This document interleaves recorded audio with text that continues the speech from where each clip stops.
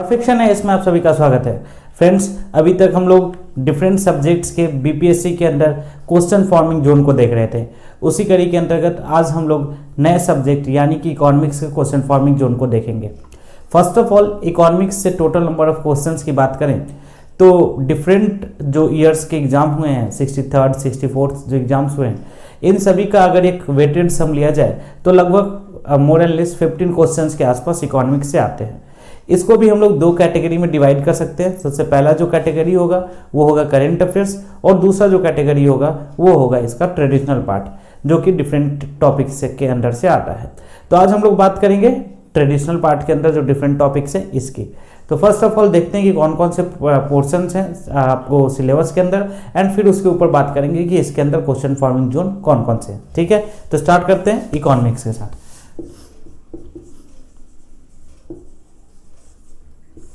Economy के अंदर सबसे पहला जो है वो है आपका national income.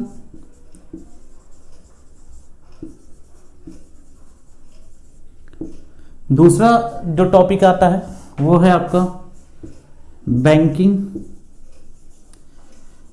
And monetary policy.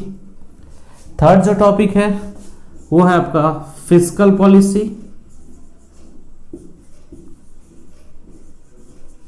Fourth जो टॉपिक है वो है आपका फॉरेन ट्रेड।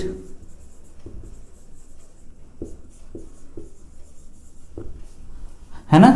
फिफ्थ जो टॉपिक है वो है आपका एग्रीकल्चर।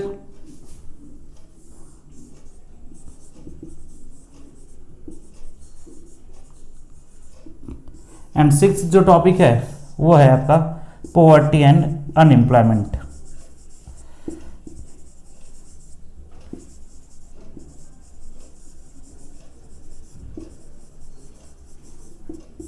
ठीक है, तो ये डिफरेंट टॉपिक्स हो गए। अब इनके अंदर हमें ये देखना है कि क्वेश्चन फॉर्मिंग जोन्स हैं कौन कौन से।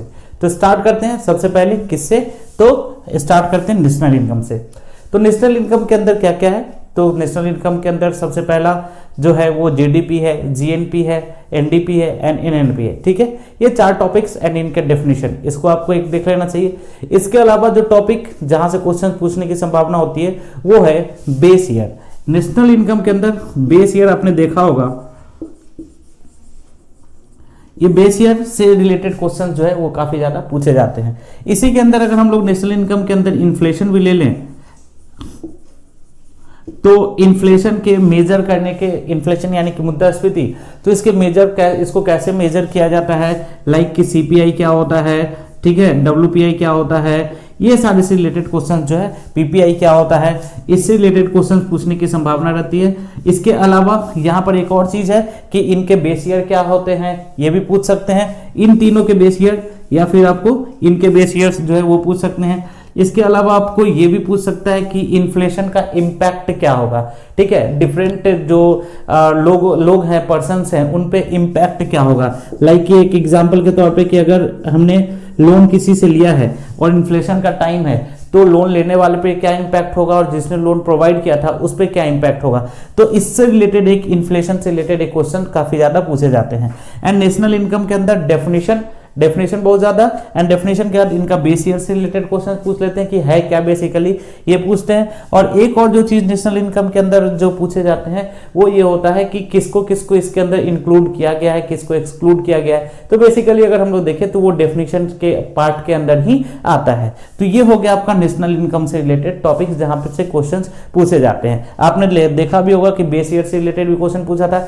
एक और टॉप टर्म होता है जीडीपी डिफ्लेटर का, ठीक है, क्योंकि ये भी इन्फ्लेशन को मेजर करने का एक तरीका होता है। तो जीडीपी डिफ्लेटर से भी क्वेश्चंस आपको देख लेना चाहिए कि इसमें नॉमिनल जीडीपी क्या होता है, रियल जीडीपी क्या होता है। यहां से नेशनल इनकम से रिलेटेड इतने ही 3-4 सिलेक्टिव टॉपिक्स हैं जहां से क्वेश्चन ज्यादा से ज्यादा पूछे जाते हैं। अब बात करते हैं बैंकिंग की।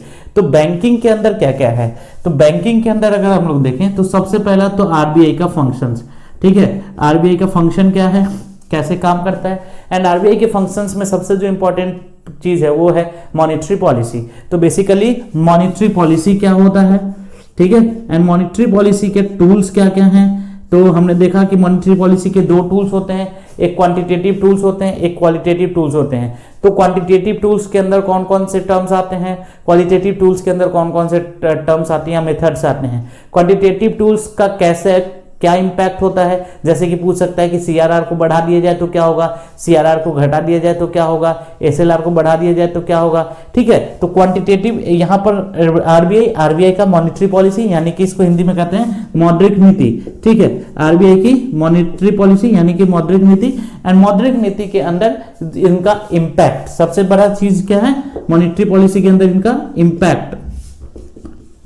इंपैक्ट से रिलेटेड काफी ज्यादा क्वेश्चन पूछे जाते हैं। आपने देखा होगा बीपीएससी 56 और से लेकर 59 वाला जो हुआ था उसमें भी इससे रिलेटेड क्वेश्चंस पूछे गए थे। तो ये काफी इंपॉर्टेंट टॉपिक हो जाता है, सबसे बड़ा क्वेश्चन फॉर्मिंग जोन है। इसके अलावा और भी डेवलपमेंट बैंक्स कौन कौन से हैं, जैसे कि नबार्ड हो गया, ठीक है, और नबार्ड के अलावा हाउसिंग नेशनल हाउसिंग बैंक्स हो गया, ठीक है, सिडबी हो गया, small industrial development bank of India. तो इन सभी का ईयर का ऑफ एस्टेब्लिशमेंट पूछ सकते हैं कि कभी से एस्टेब्लिशमेंट किया गया था, ये जैसे कि फंडिंग करते हैं, किसको करते हैं, किस सेक्टर में करते हैं। एंड एक और चीज जो बैंक का क्लासिफिकेशन होता है, इससे रिलेटेड क्वेश्चंस पूछे जाते हैं यहाँ पर, किससे, बैंकिंग से। एंड प्रीवियस ईयर में भी पूछे गए हैं। ठीक है, तो मैं अभी क्वेश्चन फॉर्मिंग जोन की बात कर रहा हूँ। बस बैंकिंग के अंदर अगर आप देखें तो ये जो टॉपिक्स हैं बीपीएससी ज्यादातर इनके ऊपर ही फोकस करता है। मैं ये नहीं बोल रहा हूँ कि सिर्फ यही टॉपिक्स हैं, टॉपिक्स और भी हैं, आपको पूरा पढ़ना चाहिए। लेकिन एक होता है कि क्वेश्चन फॉर्मिंग जोन अगर आपको पता होता है तो आप बार बार वहां पे रिवीजन के टाइम में आप वहां पे इंफेसिस करते हैं, वहां पे आप फोकस करते हैं। तो ये बैंकिंग से रिलेटेड टर्म्स हो गए, ठीक है, टॉपिक्स हो गए। थर्ड जो है वो है आपका फिस्कल पॉलिसी। तो फिस्कल पॉलिसी में जो सबसे ज्यादा क्वेश्चन आते हैं वो आते हैं कि कौन कौन सा राजस्व आय है, कौन कौन सा पूंजीगत आय है, यानी कि कैपिटल कौन कौन सा इनकम है और रेवेन्यू कौन कौन सा इनकम है। इससे रिलेटेड क्वेश्चंस काफी ज्यादा पूछे जाते हैं। और इनका अगर आपने राजस्व और पूंजीगत आय यानी कि capital income expenditure, revenue income expenditure अगर आपने कर लिया तो एक क्वेश्चन अगर आता है तो वो यहीं से आएगा। तो आपको यहां पर राजस्व आय, ठीक है, और व्यय भी दोनों, ठीक है, तो एंड इसके बाद पूंजीगत आय और व्यय दोनों। या बेसिकली अगर हम लोग पूरे तरीके से बोले तो फिस्कल, इसका आप डेफिनेशन पढ़ ही लेंगे। तो फिस्कल डेफिसिट या फिस्कल सरप्लस से रिलेटेड कि कौन कौन से राजस्व के अंदर आते हैं, कौन कौन से पूंजीगत के अंदर आते हैं, ये क्वेश्चन काफी ज्यादा पूछता है। एक और इसमें पूछ सकता है कि एक इससे रिलेटेड फिस्कल डेफिसिट को कम करने के लिए एक मेथड आया था, एक ये आया था, एक्ट आया था, FRBM एक्ट, ठीक है, fiscal responsibility and budget management act. तो वो एक्ट से रिलेटेड क्वेश्चंस भी आपको फिस्कल पॉलिसी के अंदर पूछ सकते हैं कि ये बेसिकली कि ये रिलेटेड किससे है। इन सभी में, इसमें भी बैंकिंग और फिस्कल पॉलिसी से रिलेटेड भी अगर जितने भी आपको ये हैं, जितने भी समितियां हैं, जितने भी कमिटीज हैं, इनको जानना चाहिए कि इनका मोटिव क्या है। जैसे कि आप इन्फ्लेशन टारगेट के अंदर उर्जित पटेल कमेटी पूछ सकते हैं, या पूछ सकते हैं कि एमपीसी मॉनेटरी पॉलिसी कमेटी के अंदर कितने मेंबर्स होते हैं, ये पूछ सकते हैं। या फिर आपसे ये पूछ सकते हैं कि रंगराजन कमेटी या फिर कोई दूसरी कमेटी, में डिफरेंट कमिटीज का नाम बोल रहा हूं, तो वो कमेटी का फॉर्मेशन क्यों हुआ था, किससे रिलेटेड हुआ था। नरसिम्हन कमेटी से रिलेटेड भी पूछ सकते हैं। तो ये सारी चीजें जो है ना, कमेटी अगर इन सभी में किससे भी बना हुआ है तो उसके बारे में आपको याद कर लेना चाहिए, ठीक है। तो ये था आपका फिस्कल पॉलिसी। अब फॉरेन ट्रेड की बात करते हैं। तो फॉरेन ट्रेड में तो ऐसे काफी सारी चीजें, लेकिन सबसे जो इंपॉर्टेंट चीज है वो है आपका बैलेंस ऑफ पेमेंट का फॉर्मेशन कैसे होता है, कि बैलेंस ऑफ पेमेंट के अंदर क्या क्या चीजें आती हैं। इसमें भी आपको पता होगा कि यहाँ पर कैपिटल करेंट अकाउंट होता है और कैपिटल अकाउंट होता है। तो इसमें ये पूछते हैं कि कौन कौन से करेंट अकाउंट के अंदर आता है, ठीक है, चालू खाता के अंदर आता है, और कौन कौन सा कैपिटल अकाउंट के अंदर आता है। तो इससे रिलेटेड क्वेश्चंस पूछते जाते हैं काफी ज्यादा। करेंट अकाउंट के अंदर कौन कौन सा चीज आता है और कैपिटल अकाउंट के अंदर कौन कौन सा चीज आता है, ये आपको फॉरेन ट्रेड से रिलेटेड टॉपिक्स में पूछे जाते हैं। आई होप कि आप लोग को यहाँ तक समझ में आ रहा होगा। इसके अलावा फेरा क्या है, फेमा क्या है, कब आया था, इसमें क्या क्या ये हैं, कौन कौन से रेगुलेशंस है, कौन कौन से कॉन्स्टेंट्स हैं, इससे रिलेटेड क्वेश्चंस वो पूछ सकते हैं। या ये भी पूछ सकते हैं कि बैलेंस ऑफ पेमेंट का इंपैक्ट क्या है, पॉजिटिव हो जाएगा तो क्या होगा, निगेटिव होगा तो क्या होगा, इससे रिलेटेड क्वेश्चन एक पूछते हैं। तो बहुत ही कम क्वेश्चन फॉर्मिंग जोन है इकोनॉमिक्स के अंदर। अगर आप इसको बहुत कम टाइम भी देंगे, आपको अगर चीजें पहले से पता है तो रिवीजन में काफी कम समय लगेगा। तो ये तो था आपका इन बेसिक्स, ये जो आपका मेन इकोनॉमिक्स की बात हो गई। इसके अलावा आप अगर देखेंगे तो एग्रीकल्चर, ये इससे रिलेटेड काफी सारे क्वेश्चन पूछे जाते हैं। तो एग्रीकल्चर में आपको कौन कौन से टॉपिक्स होते हैं, तो सबसे पहला तो एग्रीकल्चर के अंदर एमएसपी से रिलेटेड क्वेश्चन काफी बार देखे गए हैं कि एमएसपी का को डिसाइड कौन करता है, ठीक है। तो एमएसपी से रिलेटेड क्वेश्चंस, या फिर एग्रीकल्चर के अंदर ज्योग्राफी से मिला के भी वो कई बार क्वेश्चन पूछते हैं। तो एग्रीकल्चर को आपको एक हॉलिस्टिक मैनर में अच्छे तरीके से पढ़ना चाहिए, क्योंकि एग्रीकल्चर को डीपली वो क्वेश्चंस निकाल लेते हैं, कहीं से भी क्वेश्चन निकालते हैं, ठीक है।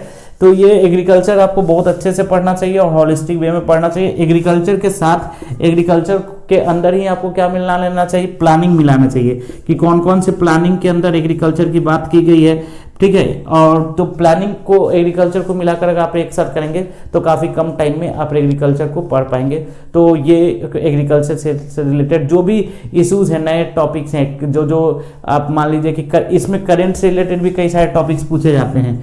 जैसे मैंने करंट की बात उस समय नहीं कही थी कि बाद में करेंगे, तो इससे एग्रीकल्चर से रिलेटेड करंट बहुत ज़्यादा पूछे जाते हैं। जैसे कि प्रधानमंत्री सिंचाई योजना जो है वो क्या है, सॉइल हेल्थ कार्ड स्कीम क्या है, इससे रिलेटेड कोई भी चीज़ें जो है वो लगातार आपसे पूछ सकते हैं। समझ रहे होंगे आप लोग, ठीक है।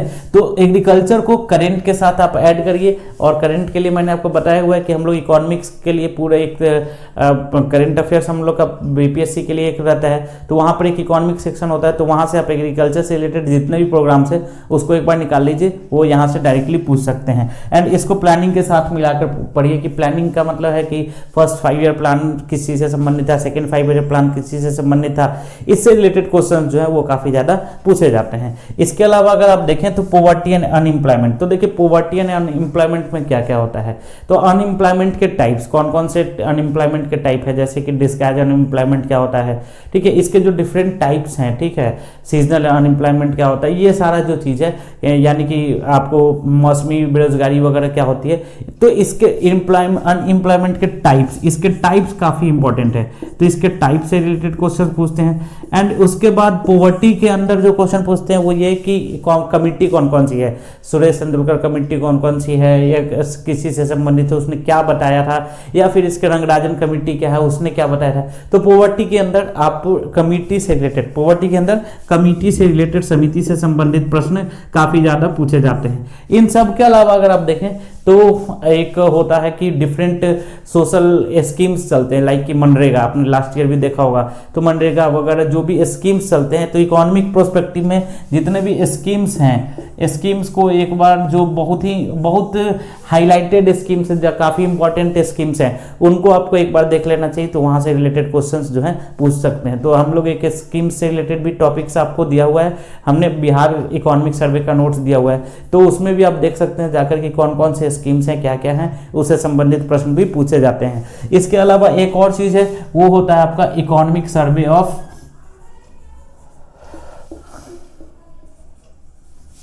Bihar and economic survey of Bihar and India, दोनों से का इकोनॉमिक सर्वे, यानी कि आर्थिक सर्वेक्षण इसको बोलते हैं। क्या बोलते हैं? आर्थिक सर्वेक्षण। तो ये जो इकोनॉमिक सर्वे होता है या बजट होता है, तो बजट का मोटिव क्या था, जैसे उसका कुछ पंच लाइन होता है, जो इंपॉर्टेंट 3 लाइंस होते हैं कि इस साल का बजट का मेन मोटिव ये है, उससे रिलेटेड क्वेश्चन भी पूछ सकते हैं, उसको ई में मैच करके भी पूछ सकते हैं। तो ये सारा चीज जो होता है ना, ये सारा चीज जो होता है वो कहाँ पे आपको इकोनॉमिक सर्वे एंड बजट के अंदर आपको मिलेगा। तो अगर आपने, और बजट के अंदर बहुत ज्यादा नहीं, बिहार का जो बजट है उसमें आपको फंड्स का एलोकेशन, बिहार के बजट के अंदर क्या फंड का एलोकेशन, कि आपने कितना फंड किस चीज में किया है गवर्नमेंट ने, ये फंड का एलोकेशन भी काफी ज्यादा है, पूछते हैं। या फिर जीडीपी कितना था, लास्ट ईयर का जीडीपी ग्रोथ क्या था, बिहार का जीडीपी ग्रोथ नहीं होगा तो स्टेट डोमेस्टिक प्रोडक्ट होगा, उसका ग्रोथ कितना था, या फिर यहाँ से जीडीपी ग्रोथ कितना था बजट से रिलेटेड, ये दोनों से रिलेटेड प्रश्न जो है वो वहाँ पे पूछ सकते हैं। और फैक्चुअल काफी क्वेश्चन पूछते हैं, आपने 65th बीपीएससी में देखा होगा कि फैक्ट से रिलेटेड क्वेश्चन भी काफी ज्यादा पूछते हैं। तो आपको ये जो टॉपिक्स हैं इनको पढ़ लेना चाहिए और याद कर लेना चाहिए इससे रिलेटेड। और आई होप कि आपको ये चीज़ें समझ में आई होगी, आप विजुअलाइज कर पाएंगे कि इंपॉर्टेंट टॉपिक्स कौन कौन से हैं, कहाँ पे आपको ज़्यादा इम्फेसिस करना है, कहाँ पे आपको ज़्यादा ध्यान देना है। ठीक है, तो ये आज का वीडियो से रिलेटेड सारा चीज़ था। तो अगर कोई भी डाउट्स हो तो आप हमसे जुड़ सकते हैं, कॉल कर सकते हैं, मेल कर सकते हैं। ठीक है, मिलते हैं नेक्स्ट वीडियो में। Till then take care, thank you.